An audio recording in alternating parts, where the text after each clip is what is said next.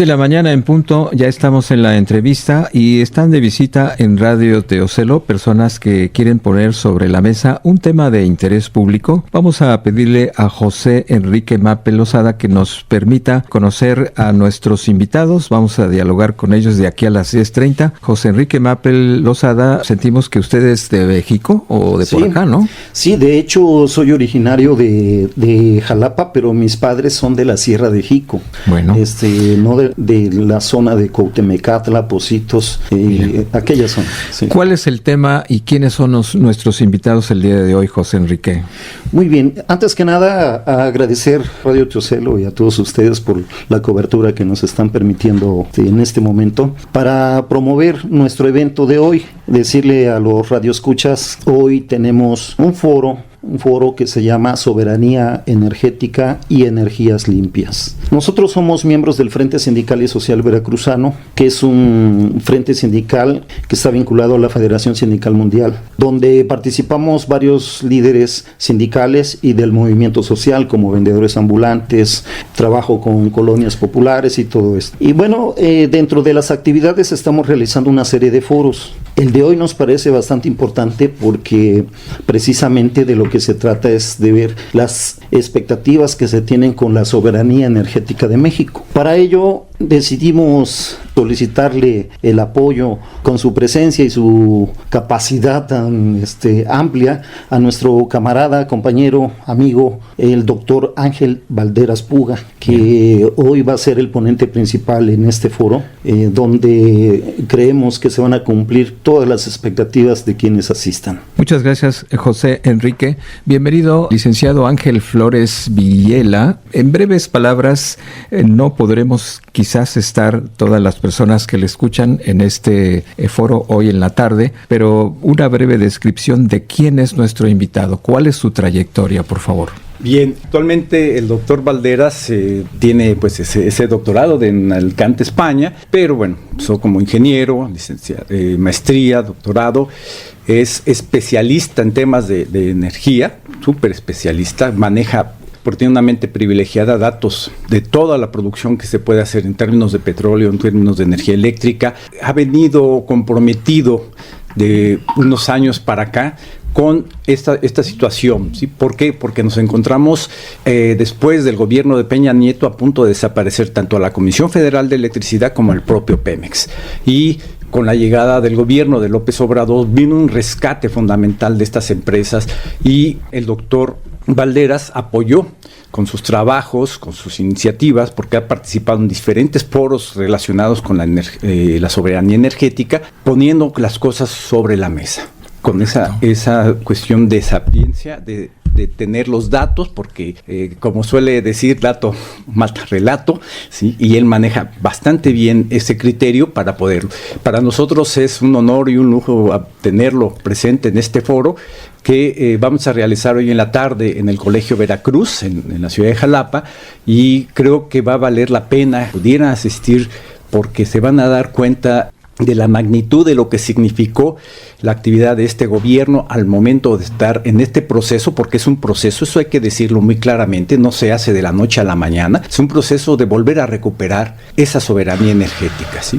Esa es la idea. Muchas gracias, licenciado Flores Villela. Bienvenido, doctor Ángel Balderas Puga. Pues lo primero que se nos ocurre preguntarle es cómo ha sido este intento de desmontar, ese intento de privatizar la energía, en qué vamos, está terminando el periodo de López Obrador, estudioso de la materia, ¿con qué podríamos comenzar hablando? Bueno, primero buenos días y saludando al auditorio de Radio Teocelo. Es la segunda vez que participo en un foro en Jalapa. La primera vez fue virtual. Fui invitado por el Colegio de Ingenieros Mecánicos, Electricistas, Electrónicos y ramas afines del estado de Veracruz, Delegación Jalapa. Me tocó debatir en ese foro con el exrector de la UNAM, Francisco Barnés de Castro, con dos tendencias claramente diferenciadas. Yo soy ingeniero civil, me he dedicado a formar ingenieros en Querétaro, a formar maestros en Italia, en Ecuador y en México. Pero la necesidad de salir de la academia me llevó a integrarme al Movimiento Nacional en Defensa del Petróleo,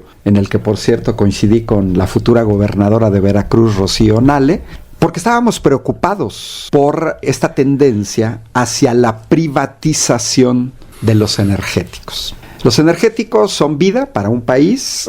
Un país que no domina sus energéticos es un país débil, es un país que está supeditado a presiones externas de quien domina los energéticos. Hay que tomar en cuenta que las grandes empresas transnacionales, cuando llegan a un país, imponen sus reglas. Por ejemplo, hoy el tema va a ser energías limpias. En México se les abren las puertas, empresas europeas, principalmente españolas, para la generación de energía eléctrica a partir del viento, a partir del sol, pero con regulaciones que en sus países sí cumplen. Y en México no. Por ejemplo, son energías intermitentes que no generan energía eléctrica, estas son muy supeditadas a las condiciones meteorológicas. En sus países están obligados a tener plantas de generación de energía eléctrica de respaldo, precisamente para cuando no hay viento suficiente, no hay sol suficiente, entran las plantas de respaldo, y en cambio en México no las tienen. Quien se tiene que hacer cargo de la energía de respaldo es Comisión Federal de Electricidad.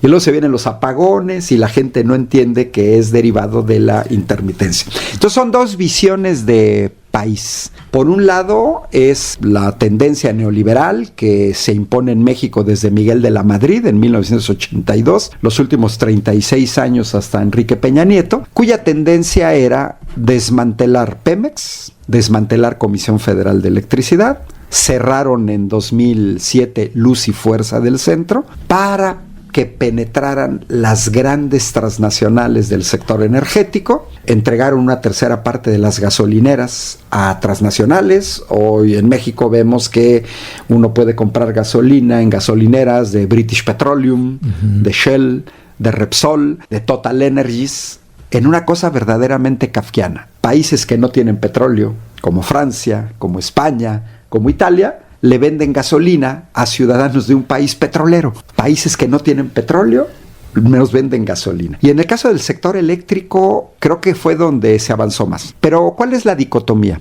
La dicotomía central es favorecer empresas extranjeras a cambio de migajas, a cambio de un fenómeno que en España se conoce muy bien, que se llama puertas giratorias, que consiste en la cooptación de integrantes de los poderes ejecutivo, legislativo, judicial, para favorecer los intereses de las grandes transnacionales. El problema es que puede pasar como el sector bancario. Hay momentos en el que hay coyunturas, que pasó en 2018, en donde puede detener ese proceso. Revertirlo es tremendamente más difícil, porque en 2013, cuando se da la reforma energética, se modifica el artículo 27 constitucional, se quita la restricción de contratos a empresas, pero no se pone ningún candado. No hay candado para la participación de empresas extranjeras. Es una cuestión de sobrevivencia de las familias mexicanas, y es una cuestión de sobrevivencia del sector empresarial, y es una cuestión de sobrevivencia de un Estado. Cuando se privatizan los energéticos, que es como el agua, es un material de primera necesidad, una familia no puede mantener sus alimentos si no tiene refrigerador, y no puedes cocinar tus alimentos si no tienes gas. Pero lo mismo le sucede a un restaurante, lo mismo le sucede a una empresa, lo mismo le sucede a un hospital o a una escuela, que necesitan o aire acondicionado, o calefacción, o energía eléctrica, o internet, o wifi, o usar este micrófono, o cargar un celular. ¿Qué es lo que nosotros observamos a nivel internacional? Y esto son datos que incluso dio el gobierno de México. Yo viví 2 años en España y 10 años en Italia. Entonces, en primera mano yo lo viví. Cuando el sector energético cae en manos privadas, caso norteamericano, canadiense, ellos fijan las tarifas. Así de sencillo. Las tarifas en 2021 en Italia, en España, en Alemania, aumentaron 5 veces. En un año, a principios de enero de 2021, los europeos, estos que acabo de nombrar, pagaban, como en México, $1 el kilovatio hora. $1. Para diciembre estaban pagando $5 el kilovatio hora, $6 el kilovatio hora, y el caso extremo en España, $7 el kilovatio. Yo lo que siempre me pregunté como mexicano, si estas empresas españolas dominaban el mercado en México antes de 2018, Iberdrola, Naturgy, Acciona, Fisterra, Si no respetan a su propio pueblo, ni a sus propias empresas, ni a sus propios negocios, y les aumentan la electricidad en un año 7 veces, yo siempre le digo a la gente, saquen su recibo de energía eléctrica, vean cuánto pagan, multiplíquenle por 7 y díganme si les gustaría que se haría. ¿Qué es lo que pasó en ese año? Cierre de empresas, cierre de negocios, truene de pequeños negocios, panaderías, supermercados, cremerías, heladerías, todo aquel que necesitara energía no podía soportar. Pero estamos hablando incluso de pymes, empresarios que dicen, pagábamos 100,000 pesos mensuales de energía eléctrica y ahora tenemos que pagar 700,000. Ya no nos dan los costos, tenemos que cerrar. Entonces hay un fenómeno a nivel internacional, pongo el caso de Alemania, potencia industrial en Europa, que está de rodillas. Porque como resultado de la guerra en Ucrania, y es un muy buen ejemplo de ver los peligros de no tener soberanía, ellos compraban gas ruso barato, porque la manera más barata de transportar el gas es por gasoducto. En el momento en el que los norteamericanos, porque hay que decirlo, boicotean el gasoducto Nord Stream, el 1 y el 2, cesa el flujo de gas barato a la industria alemana. Hoy la industria alemana está de rodillas. Tan es así que analistas europeos sostienen que la guerra en Ucrania no era Ucrania-Rusia. Era una guerra del sector industrial norteamericano contra el sector industrial alemán, porque habían perdido competitividad con los alemanes. Los alemanes siempre han tenido una industria muy poderosa. ¿Cómo le pegas a la industria alemana? Con energéticos caros. Y en México, en 2021, principios de 2021, uno de los ejemplos que yo recuerdo en la charla es cuando se viene la onda gélida en Texas y el actual gobernador de Texas, Greg Abbott, da la orden de cerrarle a México la llave del gas. Muy poca gente en México sabe que México tiene que comprar todos los días 5,600 millones de pies cúbicos de gas. Todos los días. Hoy se tuvieron que comprar 5,600 millones de pies cúbicos. Ayer se compraron 5,600 millones. Pasado mañana se tienen que comprar. Sábado, domingo, los 365 del año. ¿Por qué? Porque perdimos soberanía energética. Porque con Ernesto Zedillo éramos autosuficientes en gas. Si yo dejo de producir gas, gasolinas y energía eléctrica, para que no se paralice el país, para que pueda funcionar Radio Teocelo, para que podamos escuchar la mañana por YouTube, tienes que importar, porque tú ya no produces ni gas, ni gasolinas, ni energía eléctrica. Entonces tienes que importar. ¿Cuál es el problema de importar? Y nos lo enseñó Greg Abbott. Pues que si yo tengo el energético, la primera cosa es, si quiero, te lo vendo.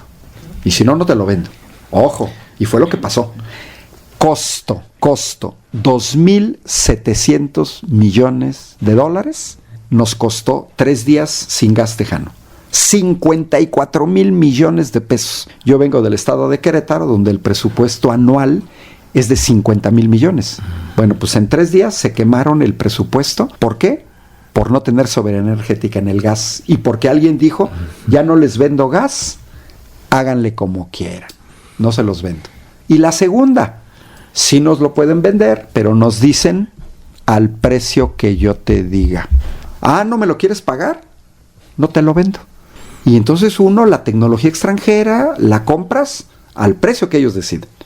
Puede ser desde un celular, una computadora, un automóvil, la energía eléctrica, el gas. El que domine el energético decide el precio. Y por último, yo puedo obligar a un país que no tiene energéticos a una determinada política pública, privatización, ponte del lado de Ucrania, ponte del lado de Israel, toma esta posición geopolítica. Ah, ¿no la tomas?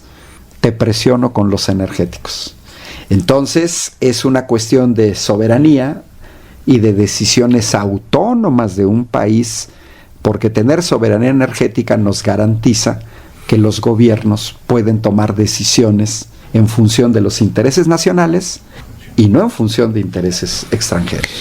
¿Cómo va el marcador, por decirlo en palabras sencillas? Porque pues se preguntarán, esos intentos privatizadores, ¿cómo fue posible detenerlos, contenerlos? Y segundo, ¿cómo entender que hay narrativas que siguen pesando en la opinión pública. No obstante que, como dice la revista Zócalo, pues todos estos medios ya perdieron credibilidad. Ahora las redes sociales son una alternativa. Si nos hace favor de ir con estos dos temas también para que nuestra gente, nuestros oyentes, pues sepan lo que se está haciendo, hasta dónde vamos y qué viene ahora en un próximo periodo presidencial. No ha sido fácil porque fueron 36 años de neoliberalismo en el que hicieron 495 cambios constitucionales en estos 6 sexenios, modificaron leyes secundarias, se apoderaron del Poder Judicial. Revertir este proceso ha sido muy complicado. Penetraron más en la privatización del sector eléctrico, a grado tal que a la llegada del gobierno de la 4T en diciembre de 2018, el 62% de la energía eléctrica generada en este país estaba en manos de extranjeros, algo incomprensible porque hasta 2013 la Constitución señalaba que estaba prohibido que privados generaran energía eléctrica. Cuando se aprueba en 2013 por el Pacto por México la reforma energética, los extranjeros estaban ya generando un 30% de energía eléctrica. ¿Cómo? Si estaba prohibido por la Constitución. Pues quiere decir que la Suprema Corte de Justicia de la Nación y los jueces que hoy vemos muy perruchis dizque defendiendo la Constitución permitieron algo inédito, que leyes secundarias pasaran por encima de la Constitución. Bueno, se protegieron con la reforma constitucional de 2013. ¿Por qué Andrés Manuel no pudo profundizar más? Por una razón muy sencilla. Porque nunca tuvo mayoría calificada, ni en la Cámara de Diputados, ni en la Cámara de Senadores. Requisitos esenciales para revertir la reforma energética de 2013, modificar la Constitución. Por ejemplo, poner candados en el porcentaje que tú le puedes permitir a una empresa extranjera para que genere energía eléctrica, porque debe ser el Estado mexicano el que debe dominar. Pareciera ser que esto es de México, de Andrés Manuel López Obrador, de la 4T, de la izquierda, del comunismo. Falso, falso. Uno de los principales neoliberales a nivel mundial, Emmanuel Macron, presidente de Francia, toma Electricité de France, una empresa estatal, con el 85% controlada por el Estado francés, y dice, la voy a nacionalizar. Hoy en día, el Estado francés domina el 98% de las acciones de Electricité de France. ¿A quién se enfrentó? A grandes grupos inversores, que son palabras mayores. Al número 1, BlackRock. Se enfrentó a Vanguard. ¿Por qué? Porque primero están sus intereses nacionales. Suecia, su sector eléctrico es 100% nacional. Finlandia, 100% nacional. Noruega, con su empresa Equinor, 2/3 son controladas por el Estado. Con la compra de 13 plantas de Iberdrola por parte del gobierno mexicano, en una jugada muy hábil, porque no nacionalizó a los españoles, hoy en día podemos dormir un poco tranquilos, porque Andrés Manuel retoma una proporción 38-62. La proyección de Comisión Federal era que al final de la década la proporción iba a ser 85 los privados, 15 los CFE, con un agravante. Ese 85 de privados son extranjeros. Y yo siempre he dicho, aguas, porque detrás de las empresas extranjeras están sus gobiernos. Y detrás de los gobiernos están los ejércitos de esos gobiernos. Entonces, tú no ahorita en este momento, aunque quisieras, pues no podrías nacionalizar Citigroup, HSBC, Santander, BBVA, porque te metes en un conflicto internacional que vas a salir perdiendo, como pasó con Grecia y la izquierda griega de Syriza. Entonces, en el sector eléctrico se recuperó. Hoy estamos en una proporción 55-45. Es un panorama muchísimo mejor para la doctora Claudia Sheinbaum, que entre paréntesis es física, con posgrados en ingeniería ambiental, sabe perfectamente del tema. Y en el caso del petróleo, se recuperó. Los neoliberales dejaron una tercera parte de las gasolineras en manos de transnacionales extranjeras. Hoy en día, política energética del gobierno de Andrés Manuel López Obrador nos llevó a que ya el 85% del mercado interno lo dominan gasolineras de Pemex. Tomó las refinerías abandonadas estábamos refinando una tercera parte de las gasolineras, importábamos 600 mil millones de pesos al año de gasolinas. Bueno, se compró Deer Park, el 49% de Deer Park. ¿Ya se pagó? Se está terminando de construir Dos Bocas. Se prevé que para 2024, primer trimestre de 2025, vamos a ser autosuficientes en gasolinas, diésel, queroseno. ¿Qué queda? Bueno, pues queda pendiente, lógicamente, esta parte del sector eléctrico. Queda esta parte de potenciar las energías renovables, pero por parte del Estado mexicano, no que vengan los extranjeros con su tecnología, que les estemos pagando de manera permanente. ¿Qué queda? Recuperar el gas. Ese es ahorita yo el anillo más débil que veo, no es hidrocarburos, bueno, no es gasolinas, no es petróleo, no es electricidad, es gas. Porque el 60% de la energía eléctrica generada en este país viene del gas. Además de que una tercera parte de la industria utiliza gas. Y ahí sí nos dejaron muy mal porque terminó la prospección, dejaron de producir, etcétera. Yo creo que la doctora Claudia Sheinbaum va a profundizar el proceso. Su plan energético es bastante viable. Es aprovechar todavía la riqueza que nos queda durante algunas décadas de los hidrocarburos, al mismo tiempo que comienzan a potenciarse, por ejemplo, la electromovilidad y apostarle a las energías renovables. Ese es el horizonte que tenemos en México. Doctor, pues se nos terminó el tiempo, pero vamos a seguir en contacto a través de las redes porque pues ante esos medios que perdieron credibilidad, siguen poniendo una narrativa pretendiendo asustar a la gente, ¿no? Y muchas gracias a la gente que se comunicó, yo les recambio los saludos y pues aunque yo esté en Querétaro, de todas maneras, aquí andamos en Veracruz cuando haya necesidad. Gracias, señores.